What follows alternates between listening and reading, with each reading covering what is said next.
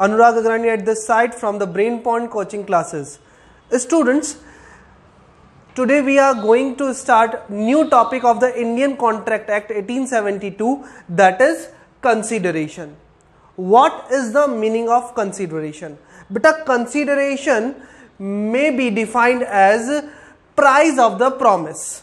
Consideration may be defined as a price of the promise, or in the Latin word it can be said as quid pro quo. What is the meaning of quid pro quo? That is something in return. जो भी हम लोग activity perform कर रहे हैं, जो भी काम हम लोग कर रहे हैं, उन सारी एक्टिविटीज के बदले में जो मुझे मिलने वाला है, जो हमें मिलने वाला है, that is known as consideration. Students, consideration may be in the monetary or may be in non-monetary terms. इसे हम लोग चाहे मनी में कहें, चाहे एक्सचेंज में कहें, चाहे इसे किसी एक्टिविटी सर्विस के रूप में देखें या किसी गुड्स के रूप में देखें, लेकिन मैंने जो अपना प्रॉमिस परफॉर्म किया है, उस परफॉर्मेंस के बदले में जो मुझे मिल रहा है, that is known as consideration. Students, as per the section 2 subsection D, what is section 2 subsection D?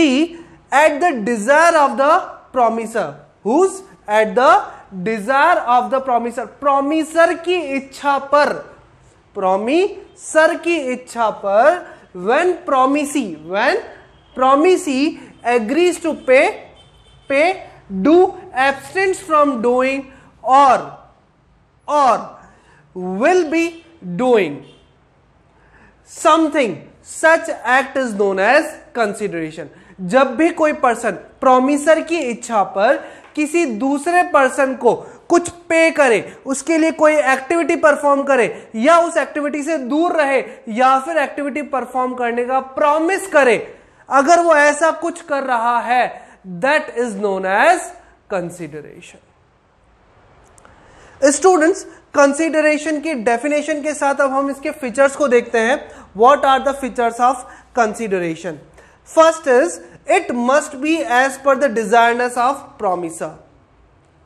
Consideration always be at the desiredness of the promisor. Promisor की इच्छा पर डिपेंड करता है कि कंसिडरेशन क्या होगा, किस तरीके से पे होगा, किस तरीके से कंसिडरेशन को हम लोग मूव ऑन करेंगे. किसकी इच्छा पर होगा?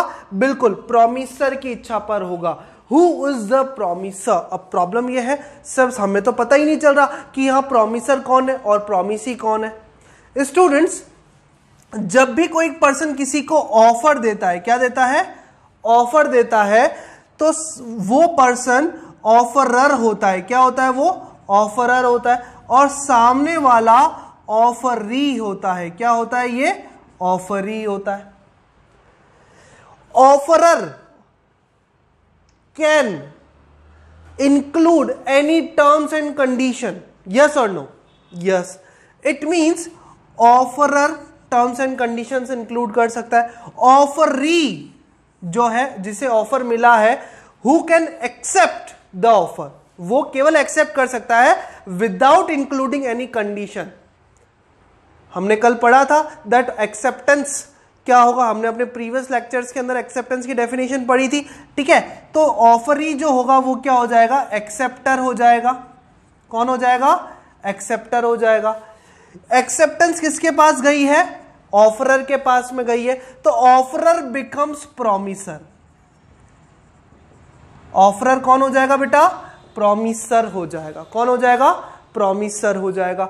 और ये एक्सेप्टर जो है, acceptor is known as promisee. तो भैया मुझे बताओ, कंसीडरेशन किसकी इच्छा पर निर्भर होगा?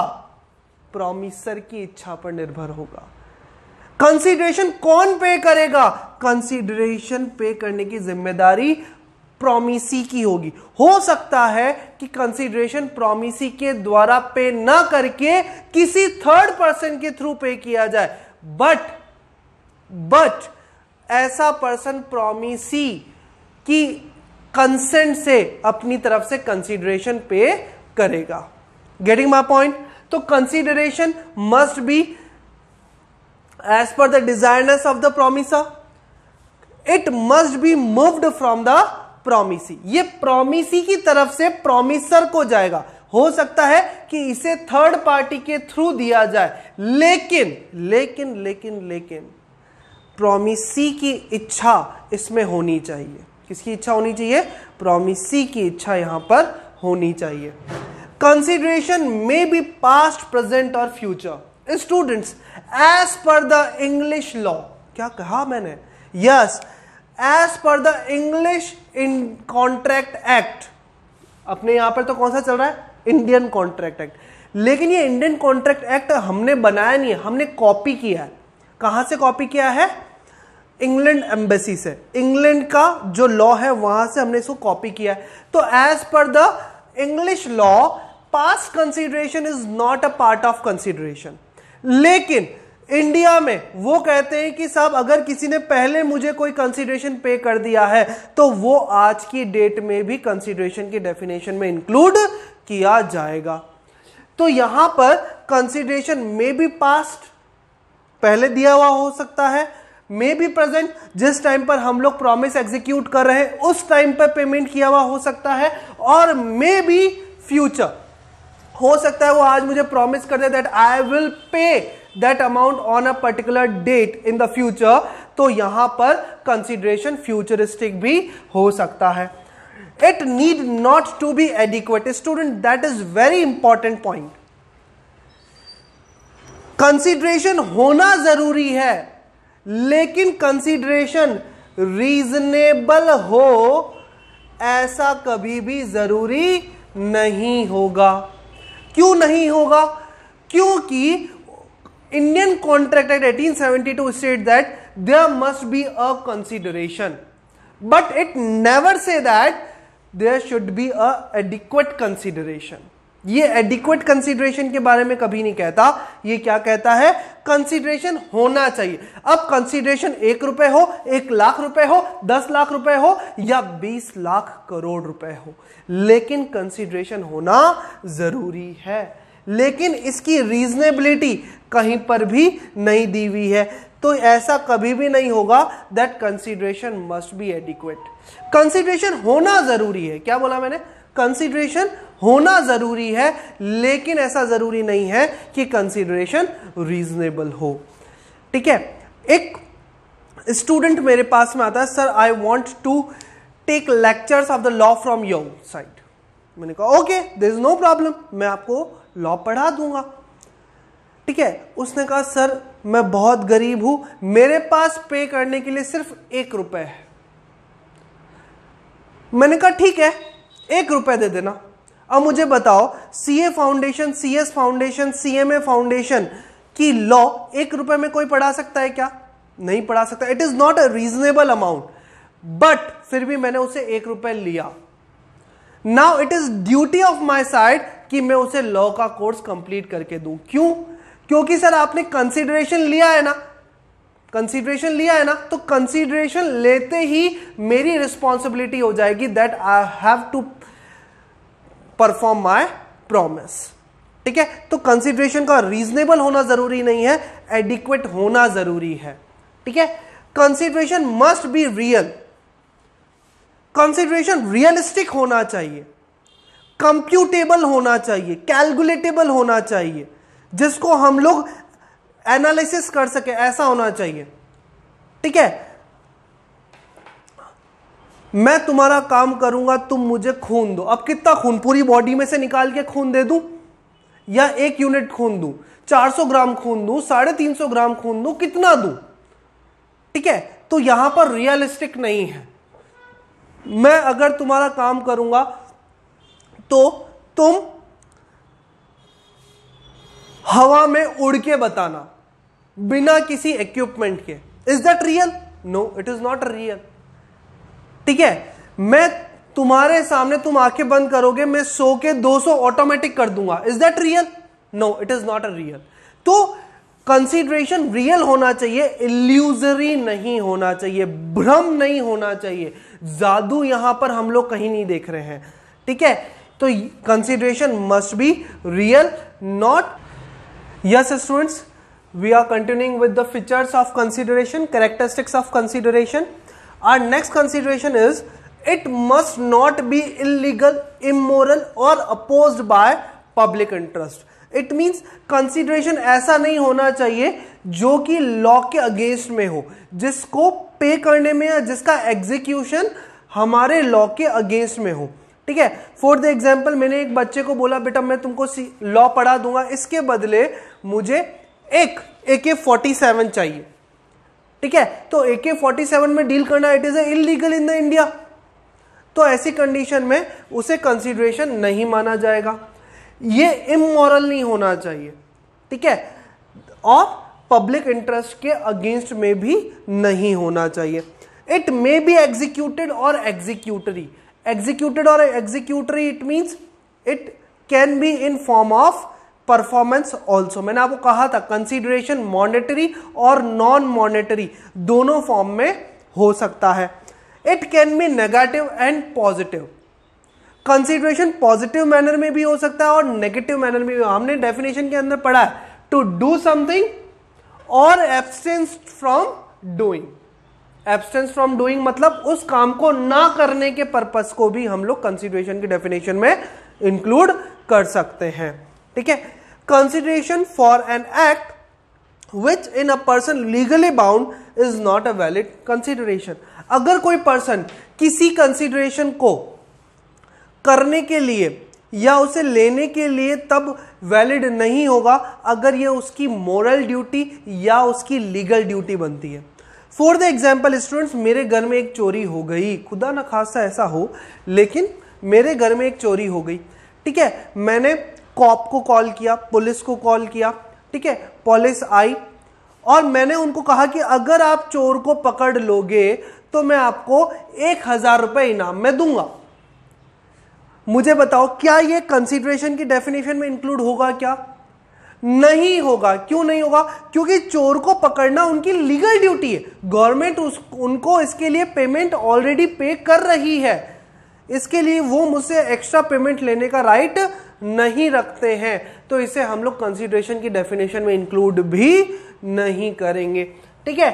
तो consideration for an act which in a person legally bound is not a valid contract. Getting my point all of you? Yes. Yes students, our next topic is no consideration, no contract. Students, as we know that without consideration no any promise can be converted into the agreement. और जब agreement ही नहीं है तो contract का तो सवाल ही पैदा नहीं होता. हम लोगों ने पहले कहीं पढ़ा था, क्या पढ़ा था हम लोगों ने? That promise plus consideration is equal to agreement और agreement plus enforceability is known as contract. अब अगर किसी प्रॉमिस से कंसीडरेशन ही हटा दिया जाए तो वो कभी एग्रीमेंट बनेगा ही नहीं. और जब वो एग्रीमेंट बना ही नहीं तो कॉन्ट्रैक्ट बनना तो पॉसिबल नहीं है. तो स्टूडेंट्स, हम लोग ये कह सकते हैं that without consideration no any contract can be executed और no any contract have any validity. ठीक है. लेकिन section 25, which section? Section 25 of Indian contract act 1872 कुछ एक्सेप्शनल केसेस के बारे में बात करता है जहां पर बिना कंसीडरेशन के कॉन्ट्रैक्ट वैलिड माने जाएंगे. ठीक है.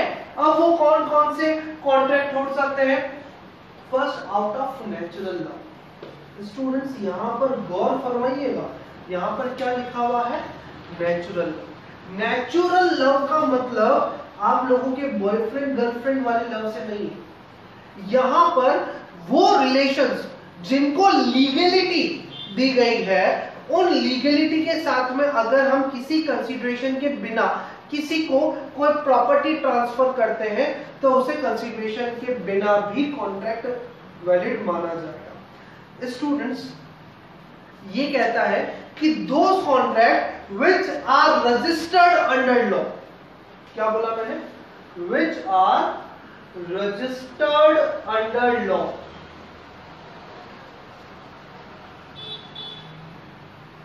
ऐसे कॉन्ट्रैक्ट जिनको हम लोग लॉ में रजिस्टर्ड कर सकते हैं, जिनको रिटर्न में किया गया है, इंडियन स्टाम्प एक्ट 1899 के अकॉर्डिंग स्टाम्प पर लिखा गया है, उस पर नोटरी कराई गई है, कोर्ट से अप्रूवल ली गई है, केवल ऐसे कॉन्ट्रैक्ट ही बिना कंसीडरेशन के वैलिड माने चाहिए।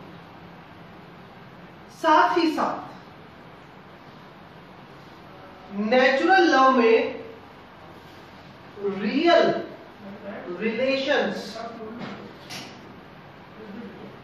Close relations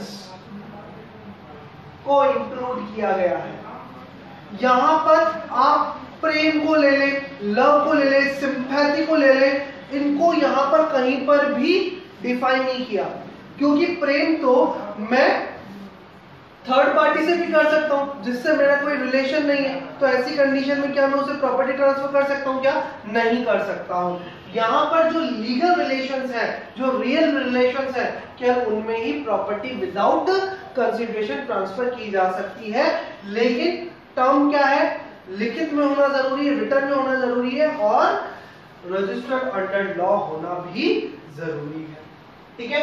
second, compensation for past voluntary services. Students, past voluntary services it means कभी मैंने अपनी इच्छा से कोई काम किया था, तो उस काम के लिए मैं कंसीडरेशन की डिमांड नहीं कर सकता। फॉर द एग्जाम्पल हमारे यहां से एक लेडी का पर्स चोरी हो गया। क्या हो गया? लेडी का पर्स चोरी हो गया।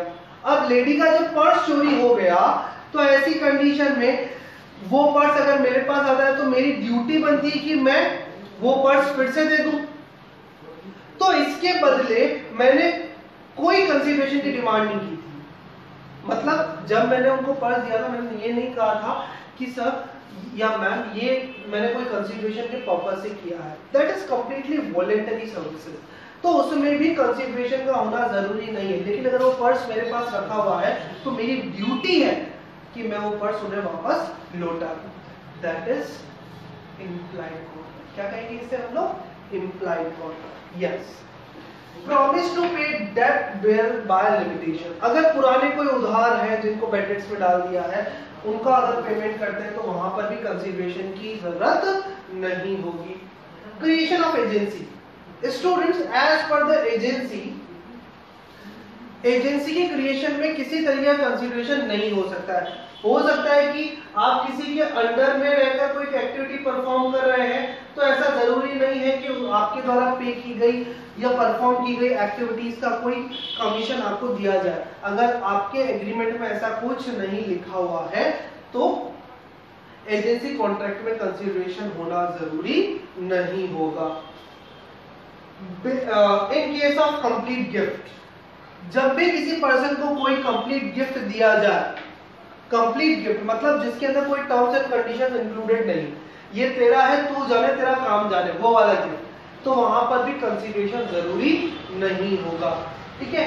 Next is bailment. Student, what is the meaning of bailment? Bailment is a contract where goods are delivered for a particular purpose. Particular purpose के लिए गुड्स डिलीवर किया जाता है, और जैसे ही वो पर्पस कंप्लीट हो जाता है, जैसे ही वो पर्पस कंप्लीट हो जाता है, गुड्स फिर से रिटर्न कर दिया जाता है। ये बेलमेंट बेटा दो तरीके के होते हैं, ग्रेचुइटियस बेलमेंट और नॉन ग्रेचुइटियस बेलमेंट। तो ग्रेचुइटियस बेलमेंट जिसके अंदर कंसीडरेशन का होना जरूरी नहीं। अब अपनी पड़ोसन से आयरन करने के लिए प्रेस लेकर के आते हैं, आयरन मशीन लेकर के आते हैं, और उन्हें कहते हैं मैं आपको 2 शर्ट का आयरन करके फिर से दे दूंगा। तो क्या वो आपसे कंसीडरेशन ले सकती है क्या? अगर उसने ऐसा कुछ भी नहीं कहा तो कंसीडरेशन की डिमांड वो नहीं करेगी। That is called bailment.